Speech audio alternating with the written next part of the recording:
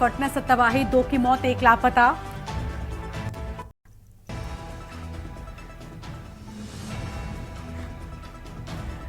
मौसम बना बाधा, केदारनाथ पैदल यात्रा रही ठप।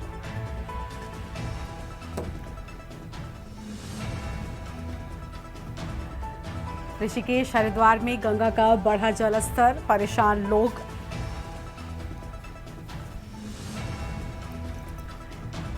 चमोली के थराली में बाढ़ जैसे हालात।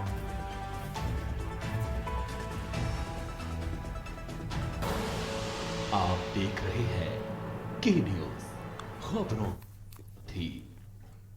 नमस्कार, आप देख रहे हैं के न्यूज इंडिया। मैं हूं आपके साथ गरिमा वाजपेयी और खबर उत्तराखंड की शुरुआत करेंगे कुछ खास और बड़ी खबरों के साथ में। प्रदेश भर में लगातार हो रही बारिश से गंगा का जलस्तर बढ़ गया है। हरिद्वार के भीमगोड़ा बैराज पर गंगा वार्निंग लेवल के ऊपर बह रही है। भीमगोड़ा बैराज पर गंगा 293.15 लेवल तक पहुंच गई है। अगर बारिश इसी तरह जारी रही तो गंगा का जलस्तर और भी बढ़ सकता है। यूपी सिंचाई विभाग और जिला प्रशासन के अधिकारी भीमगोड़ा बैराज से गंगा के जलस्तर पर नजर बनाए हुए हैं, तो वहीं जिला प्रशासन ने बाढ़ चौकियों को भी अलर्ट कर दिया है।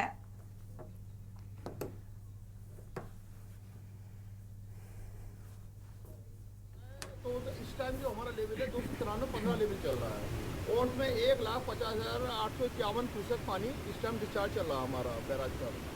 और सुबह 6 बजे करीबन हमारा 293.30 लेवल हो गया था और उसके बाद जो हमारा डिस्चार्ज है 1,81,900 क्यूसेक गया है मैक्सिमम।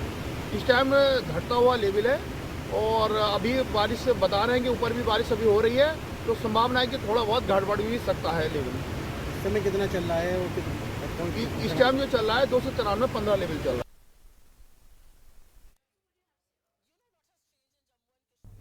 हल्द्वानी से टनकपुर खटीमा नेपाल बॉर्डर तक आवागमन का एकमात्र साधन हल्द्वानी गौला पुल का एक हिस्सा बह गया। पिछले 3 दिनों में हुई भारी बारिश के चलते गौला नदी के उफान पर आने पर पुल का हिस्सा बह गया है, जिसके बाद पूरी तरह से यातायात बंद कर दिया गया है। मौके पर हालातों का हमारे संवाददाता दीपक अधिकारी ने जायजा लिया है। आइए आपको भी दिखाते हैं।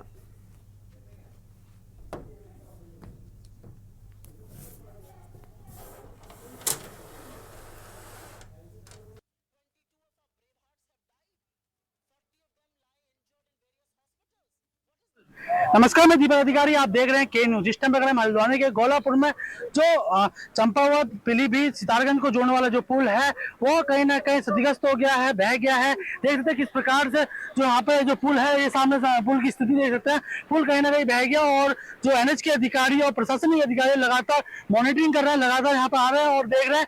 और पुलिस विभाग द्वारा भी लगातार यहाँ पे मॉनिटरिंग की जा रही है और लोगों को बताया जा रहा है कि ये रास्ता बंद कर दिया गया है लगातार। उसके बाद भी कहीं ना कहीं जो लोग हैं वो लापरवाही करते हुए नजर आ रहे हैं, जिसके बाद प्रशासन लगातार मुस्तैद खड़ा है और प्रशासन अपनी कहीं ना कहीं शक्ति दिखाने पर भी हमें मजबूर है कि जिस प्रकार से जो लोग हैं वो कहीं ना कहीं मानने को तैयार नहीं है। एनएच के अधिकारी यहाँ पर आए, उन्होंने मौका मुआयना किया।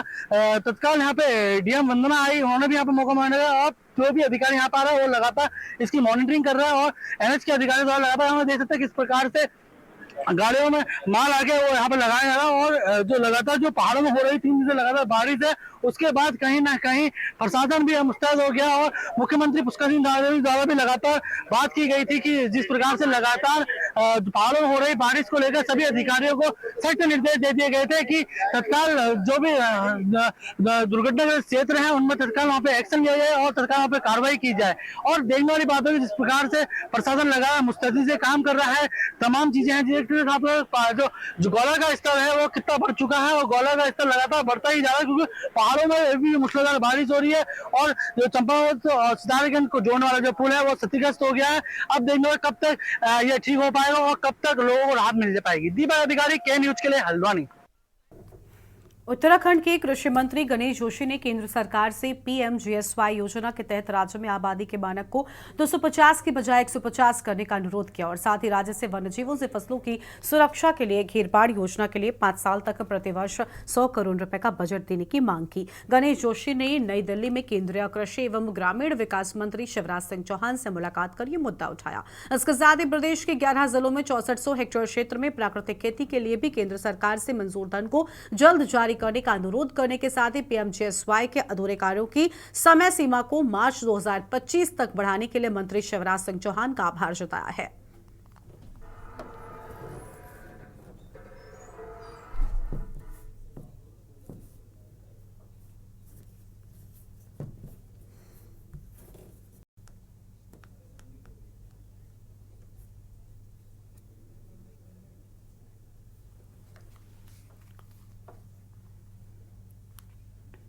मुख्य सचिव राधा रतोड़ी तथा उत्तराखंड समान नागरिक संहिता की समिति के सदस्य शत्रुघ्न सिंह की अध्यक्षता में बीजापुर अतिथि गृह में उत्तराखंड समान नागरिक संहिता की नियमावली बनाने के संबंध में समीक्षा बैठक हुई है। इस बैठक में गृह, पुलिस, स्वास्थ्य, आबकारी, अल्पसंख्यक, सांस्कृतिक और खाद्य व नागरिक आपूर्ति, ऊर्जा, नियोजन, वित्त विभाग के सहयोग व समन्वय से उत्तराखंड यूसीसी की नियमावली बनाने से संबंधित विभिन्न पहलुओं पर विस्तृत चर्चा की गई है। मुख्य सचिव श्रीमती राधा रतोड़ी व उत्तराखंड यूसीसी के सदस्य श्री शत्रुघ्न सिंह ने यूसीसी के क्रियान्वयन के लिए बनने वाली नियमावली को अंतिम रूप देने में सभी विभागों को सहयोग व समन्वय के निर्देश भी दे दिए हैं।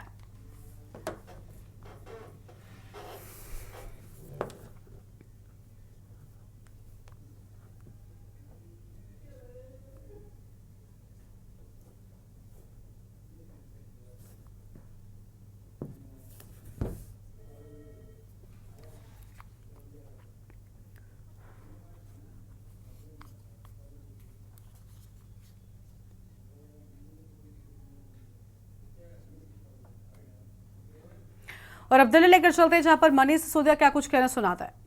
उस वक्त भी और अभी भी राजनीति में जब मैं हूँ, हमेशा प्रेरणा का स्रोत रहे। उनसे जो जब भी मैं मिलता था बहुत गर्मजोशी से हमेशा मिलते थे।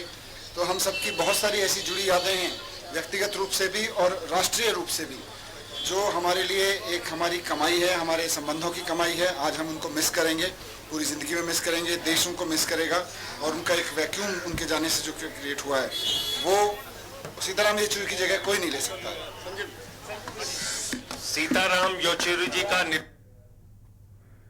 तो मनीष सिसोदिया और संजय सिंह को आप सुन रहे थे, जहां पर सीताराम येचुरी के निधन को लेकर उनकी ओर से अपनी श्रद्धांजलि अर्पित की गई है। अब आगे बढ़ते हैं खबरों की ओर। प्रदेश में डेंगू की बढ़ती संभावनाओं के बीच सभी जनपदों के मुख्य चिकित्सा अधिकारियों को अलर्ट रहने को कहा गया है और इसके साथ ही जिला प्रशासन एवं रेखा विभागों के साथ में समन्वय स्थापित कर डेंगू प्रभावित क्षेत्रों एवं संभावित इलाकों में माइक्रो प्लान के अनुरूप प्रभावी कदम उठाते हुए डेंगू पर नियंत्रण बनाए रखने के निर्देश दे दिए गए हैं, जिसकी स्वास्थ्य महानिदेशालय स्तर पर प्रत्येक दिन मॉनिटरिंग की जाएगी। तो वहीं पर मुख्य चिकित्सा अधिकारी डॉक्टर CS रावत का कहना है कि हमारी तैयारी काफी पहले से चल रही है। हम लोग इस पर अप्रैल से ही काम करना शुरू कर चुके हैं। आगे कहा कि हमने हर वार्ड में आशाओं को सर्वे का काम करने के लिए लगाया है। नगर निगम के साथ मिलकर हम फील्ड पर कार्य कर रहे हैं। डेंगू को लेकर हम पूरी तरह से सतर्क भी हैं।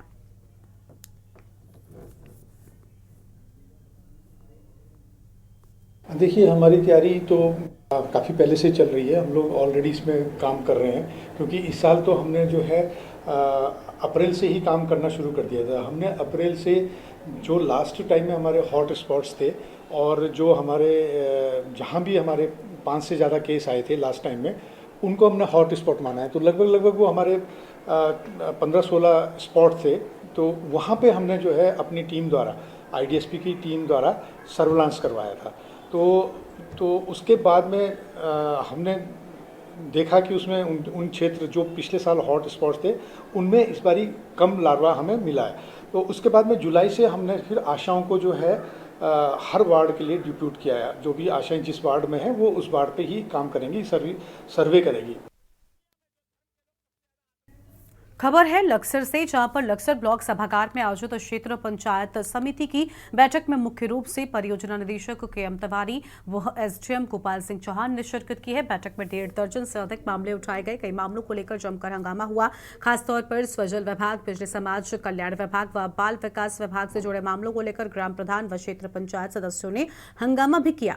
बिजली विभाग के एक JE पर उपभोक्ताओं का फोन न उठाने व बदसलूकी करने, तो वही खाद्य आपूर्ति विभाग उससे जुड़े राशन डीलर पर ग्राम प्रधानों को नजरअंदाज किए जाने व मनमानी करने के आरोप लगाए हैं।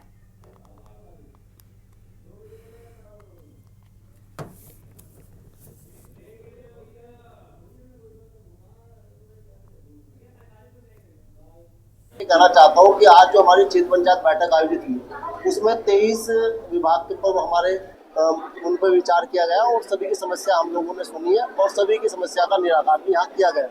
और उसमें जो समस्या अभी रहेंगी तो उन्हें हम 2-3 दिन में जल्द से जल्द उन्हीं समस्या का निराकरण कर देंगे। विकासखंड के ब्लॉक प्रमुख महोदय की अध्यक्षता में आज BDC आहूत हुई है। इस BDC में हमारे सारे रेखा विभाग के अधिकारी भी उपस्थित थे। इसमें एजेंडा के अनुसार इसमें चर्चा भी की गई है। इसमें जल जीवन विषय को लेकर के कुछ जनप्रतिनिधियों में काफी आक्रोश था। उनके जो फील्ड में काम हुए हैं उसकी गुणवत्ता ठीक नहीं है। उनके प्रतिनिधि भी थे यहाँ, तो उनको निर्देशित किया गया है कि जो वास्तविक रूप में जहाँ जहाँ जो कमियां हैं वो लिखित रूप से भी दे दें, ताकि उसका लिखित रूप से उसके निस्तारण के लिए कार्रवाई की जा सके। दूसरा, जो राशन कार्ड के लिए यहाँ डिमांड आ रही कि उनकी कम है, राशन नहीं बन पा रहा है, ये नीतिगत मामला है। क्योंकि भारत सरकार के स्तर से इसमें जो कैप लगाई गई है, तो यूनिट निर्धारित है, उतनी यूनिट में ही उनको राशन मिलेगा। यदि कोई अपात्र है तो उसको अपात्र को हटाने की कार्रवाई की जा सकती है, वो विभाग को निर्देशित किया गया। और बाकी अन्य समस्याएं जो आई हुई हैं, सारे अधिकारी को निर्देश दिया गया है कि उसका समुचित समाधान करें। शहर में कानून व्यवस्था को सुदृढ़ करने व पुलिस को थानावार आपराधिक मामलों के निस्तारण को लेकर देर रात एसएसपी कार्यालय देहरादून में मासिक अपराध गोष्ठी की गई, जिसको लेकर देहरादून से हमारे संवाददाता शुभम कोटनाला ने एसएसपी देहरादून से खास बातचीत की है। आइए आपको सुनाते हैं।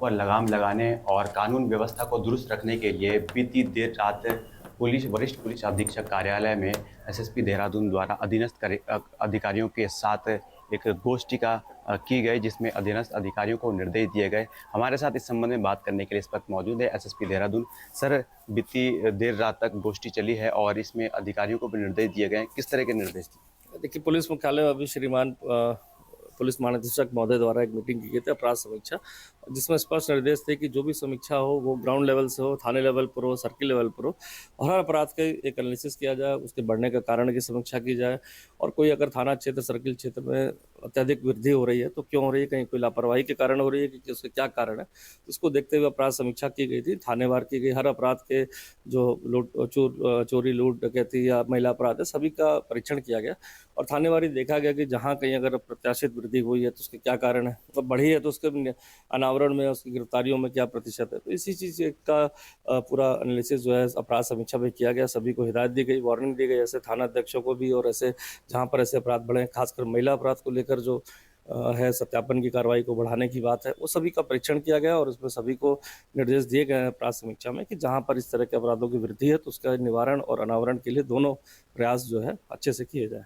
करने के लिए तो हमारे साथ थे एसएसपी देहरादून, जिन्होंने तमाम बातों को लेकर बताया जो अपराध गोष्ठी में रखी गई और अधिकारियों को निर्देश दिए गए। अन्य खबरों के लिए देखते रहिए कि न्यूज़ इंडिया। मैं शुभम कोटनाला अपने कैमरा सहयोगी अक्षत के लिए देहरादून से। और यहाँ पर रुकते हैं एक छोटे से ब्रेक के लिए, जो लौटेंगे। आप देख रहे हैं के न्यूज़, खबरों का सारथी। आगे बढ़ते हैं खबरों की ओर। देहरादून के जिलाधिकारी सविन बंसल ने तहसील कार्यालय का औचक निरीक्षण किया है। डीएम ने कार्यालय में अनुपस्थित सभी कर्मचारियों के 1 दिन के वेतन काटने के निर्देश भी दे दिए हैं। डीएम ने विभिन्न अनुभागों के निरीक्षण के दौरान सभी अधिकारियों और कर्मचारियों को आम जनता की सुविधाओं को और अधिक बेहतर बनाने के निर्देश दिए। डीएम सविन बंसल ने कहा कि सरकार की योजनाएं आम जनता और जरूरतमंद लोगों के लिए हैं, ऐसे में किसी को भी कोई परेशानी न हो, इसका विशेष ध्यान दिया जाए। वृद्धावस्था पेंशन, विकलांग पेंशन और अन्य पेंशन योजनाओं को लेकर अक्सर लोगों की शिकायत सामने आती रहती है।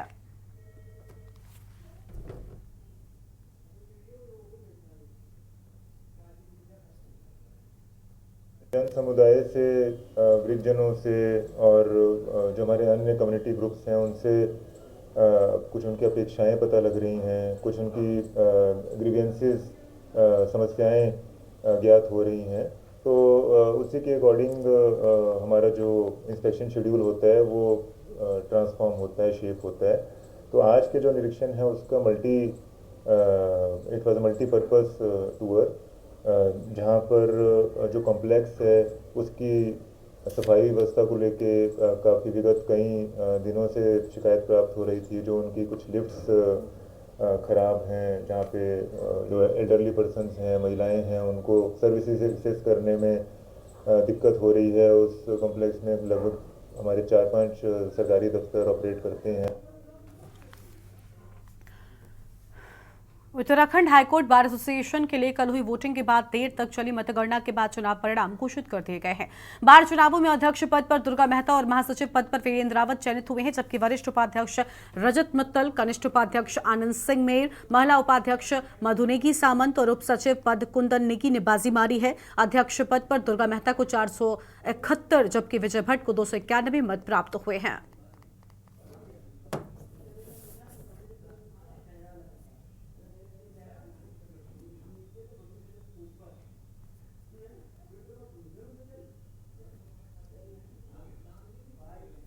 पहली प्राथमिकता यह है कि दोनों चैम्बरों में की सफाई स्थितियां ठीक करना और जूनियरों के लिए स्टाइपेंड की व्यवस्था और इंश्योरेंस और जो 65 साल से ऊपर के अधिवक्ता हैं उनके लिए पेंशन सिस्टम और अधिवक्ताओं के प्रोटेक्शन के लिए उत्तराखंड में से ये रिक्वेस्ट करेंगे कि protection act advocate protection act लाया जाए और जितनी भी समस्याएं हैं और एक प्राथमिकता यह है कि शीघ्र यहाँ जजों की जो पूरी संख्या है 11 वो पूरी की जाए जिससे वादकारियों का हित हो। अधिवक्ता साथियों का धन्यवाद देता हूं कि उन्होंने इतने बम्पर वोटों से जो प्यार और स्नेह मुझे दिया, मैं विश्वास दिलाता हूं कि उनके इस विश्वास को पूरा करूंगा और पूरा करने का प्रयास करूंगा। संपन्न हुए बड़े शांतिपूर्वक। हमारे नए जो अध्यक्ष के पद पे प्रत्याशी चयनित होकर आए हैं दुर्गा सिंह मेहता जी, काफ़ी अच्छे मार्जिन से वो जीते हैं और महासचिव के पद पे वीरेंद्र सिंह रावत जी जीत के आए हैं, उनका भी बहुत ज़्यादा मार्जिन लेके जीत के आए हैं। आप सभी का बहुत बहुत धन्यवाद है। बहुत अच्छा ये चुनाव हुआ और इस चुनाव की घोषणा के तहत सभी जीते हुए प्रत्याशियों को हमने विजयी घोषित कर दिया है। अब हम कोशिश करेंगे कि चूँकि सोमवार तक हाईकोर्ट बंद है तो मंगलवार को हम इनको 4 दिन का हैंड ओवर करें। और इस बुलेटिन में इतना ही। तमाम खबरों के लिए आप देखते रहिए न्यूज़ इंडिया। नमस्कार। आप देख रहे हैं के न्यूज़, खबरों का सारथी।